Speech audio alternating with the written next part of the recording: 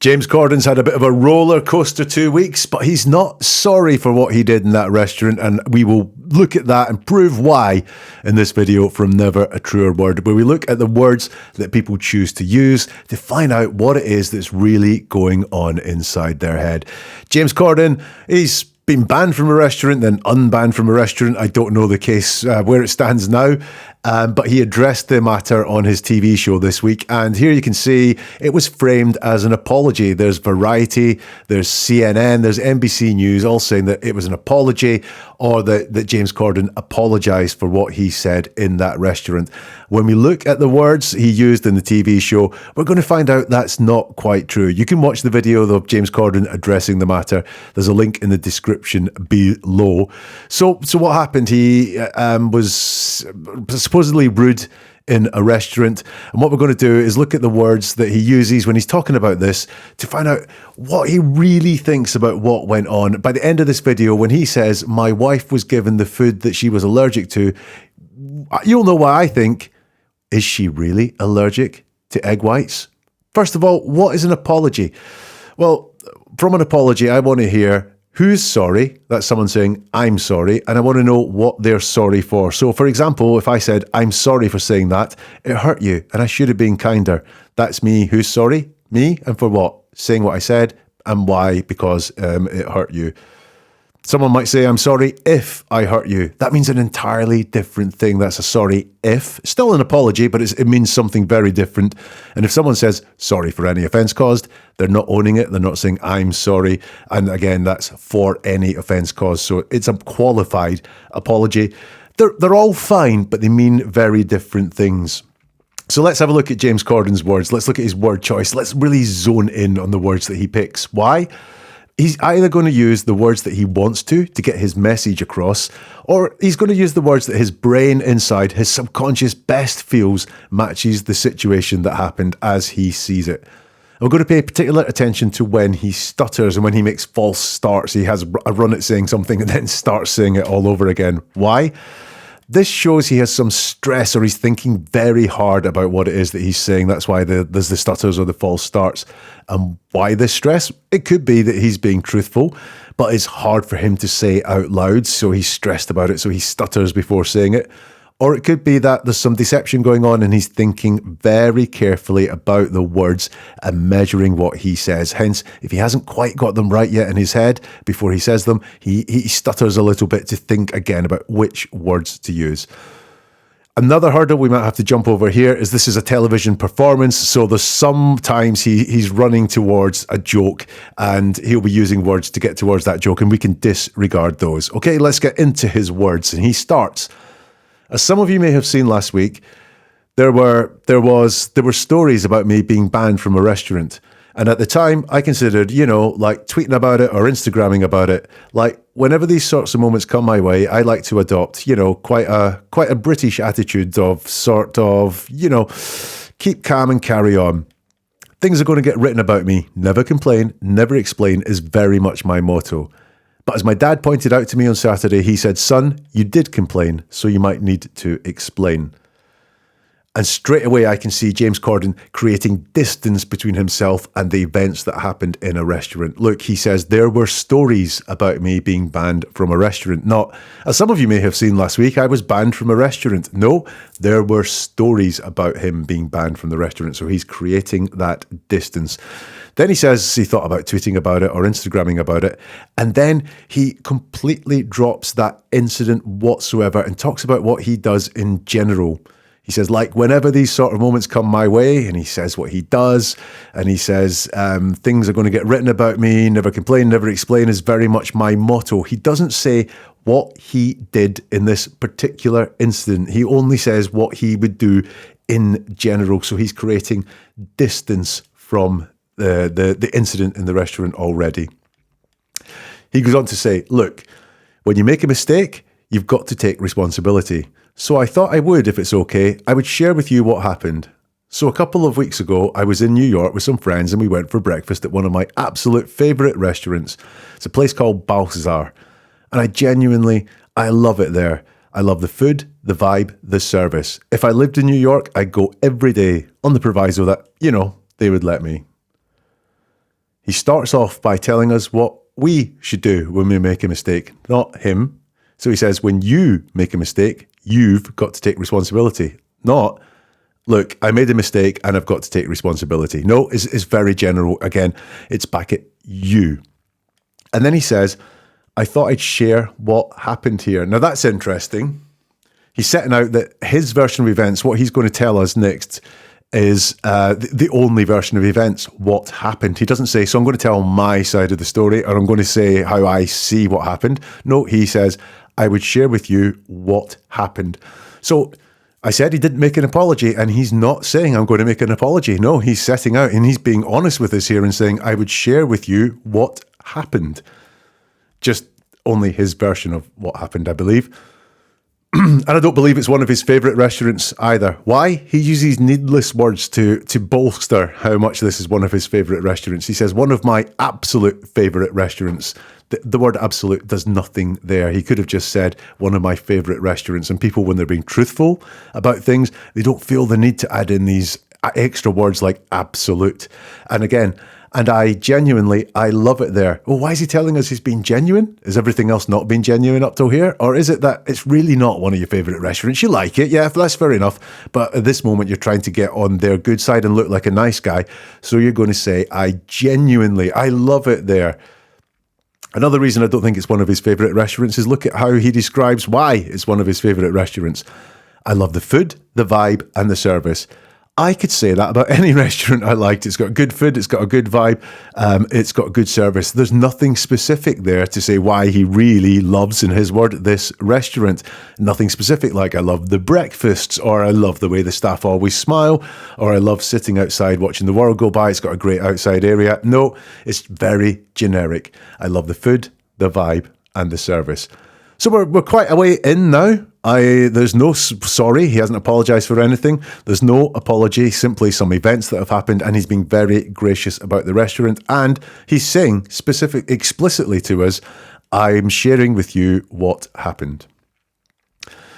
He then goes on to say, so we sit down, we ordered, and my wife explained that she has a serious food allergy, right? So when everybody's meals came, my wife was given the food that she was allergic to. But no, she hadn't taken a bite of it or anything, no worries. We sent it back, all was good.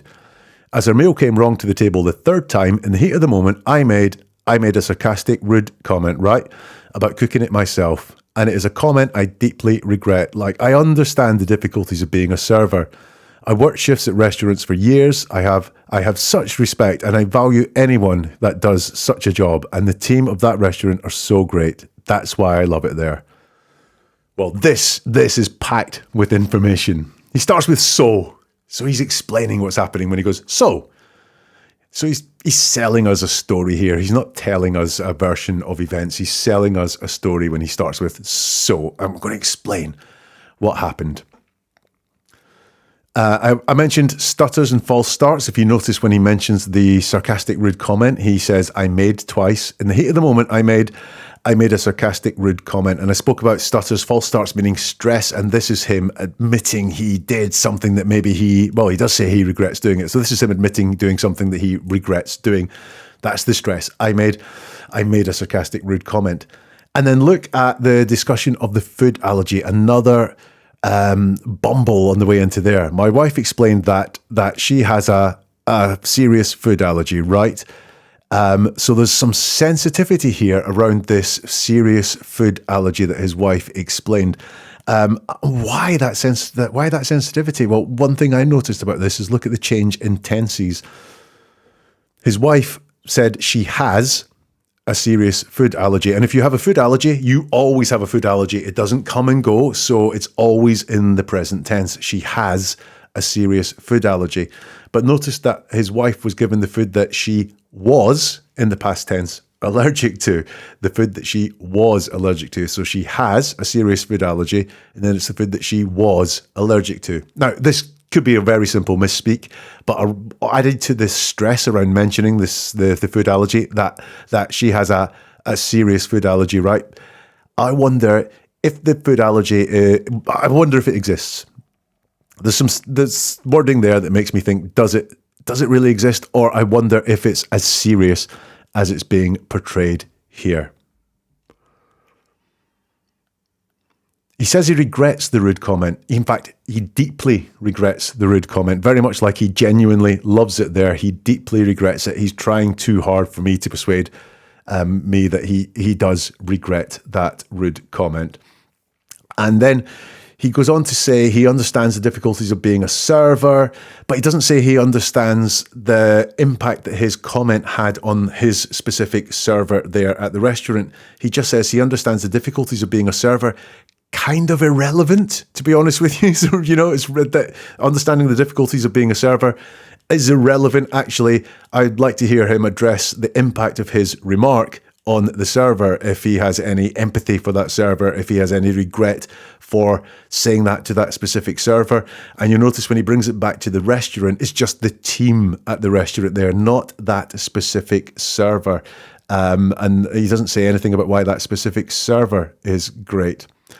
Couple more things in this. I told you there was a lot there. Now, this was on a TV show, so things are always being cut for time, but there's no mention of the second incident. So the first time she was given the food she was allergic to, and he made the comment the third time when the food came wrong for the third time in the heat of the moment. He doesn't mention the second time at all.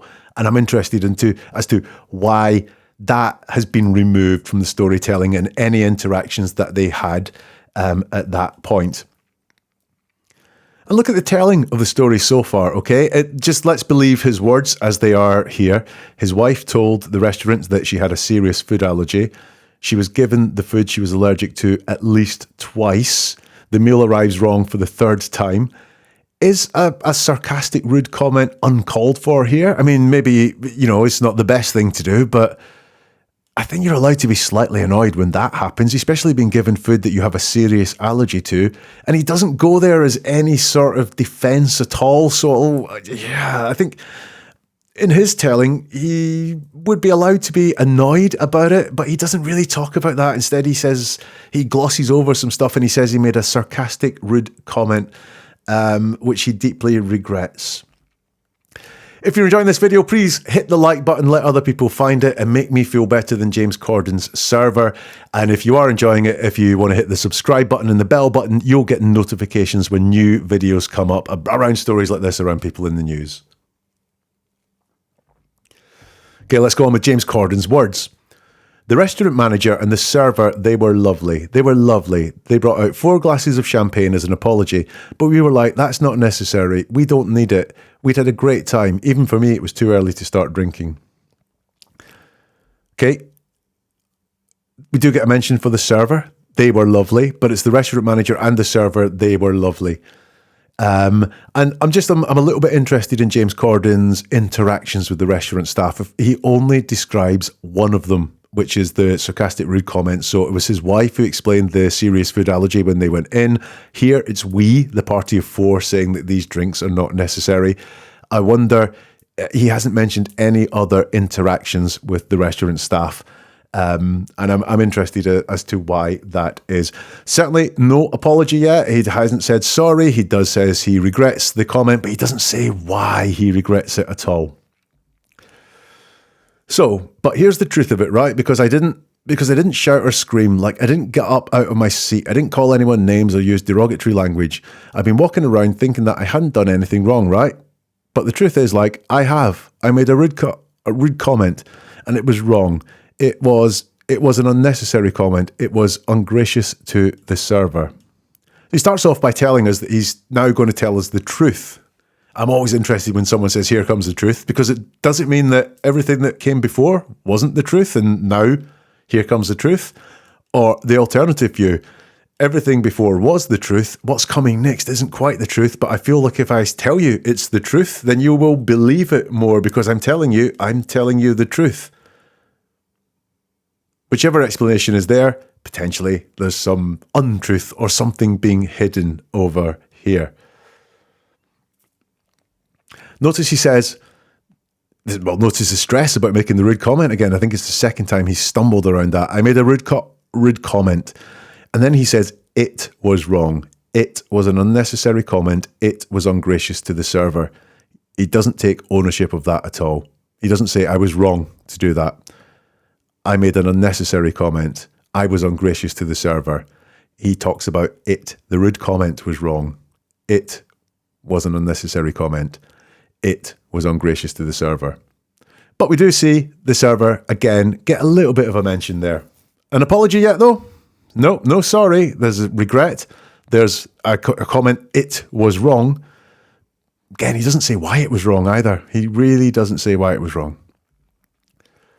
James Corden Nick says, so, last Monday, the owner of the restaurant had heard what happened, and he Instagrammed that I was banned from his restaurant for 2 offences. One was a meal that I think was back in 2014 when I sent a dish back that had a hair in it, and the other was last week, right?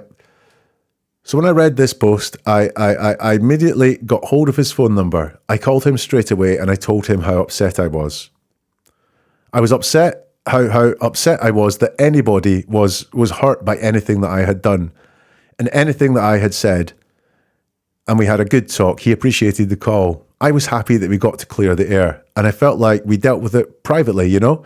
But by this point, the story was out there and, well, people were upset. Okay, he starts off by saying the owner of the restaurant heard what happened. Okay, so there's a truth in there, isn't there? Because it's what happened. It's not was told what had happened or told someone's version of events. It's just heard what happened. So he is admitting that whatever the people in the restaurant on the day he was there, what they told the restaurant owner was true because it's what happened. Next, sending a meal back for having a hair in it isn't a bannable offence, isn't an offence at all. Why does he not push back on that? Is there more to it that makes it, did he send the dish back with more rude comments? Potentially, but he doesn't push back on that and say, which is entirely the right thing to do in a restaurant. He doesn't push back, and I find that very interesting.